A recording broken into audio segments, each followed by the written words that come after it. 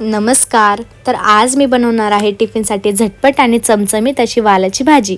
तर मला ही रेसिपी तुमच्यासोबत शेअर करायला नक्कीच आवडेल. चला तर मग सुरुवात करूया रेसिपीसाठी.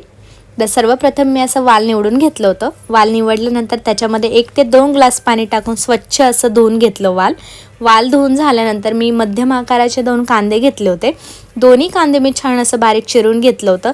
जेवढं कांदा टोमॅटो बारीक चिरसाल तेवढं खूप छान भाजीला चव येते. आता यामध्ये मी अर्धा टोमॅटो ॲड करणार होते म्हणून अर्धा टोमॅटो घेऊन छान असं मी बारीक चिरून घेतलं. कांदा टोमॅटो चिरून झाल्यानंतर मी गॅस चालू केला. त्याच्यावरती कुकर ठेवलं गरम व्हायला. 1 ते 2 चम्मच तेल ॲड केलं.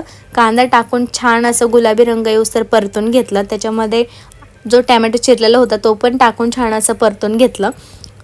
चवीनुसार मीठ टाकलं.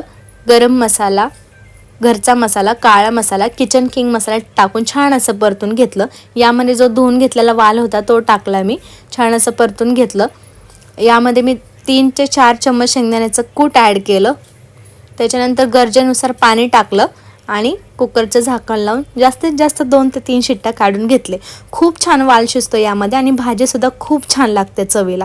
आता मी टिफिन पॅक करायला घेतलं. सॅलेडसाठी मी काकडी चिरून टाकली टिफिनमध्ये.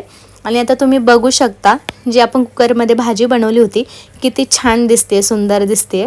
आणि अशा पद्धतीने तुम्ही एकदा नक्की करून बघा. सकाळच्या गडबडीमध्ये खूप झटपट ही भाजी तयार होते आणि चवीला सुद्धा खूप छान लागते.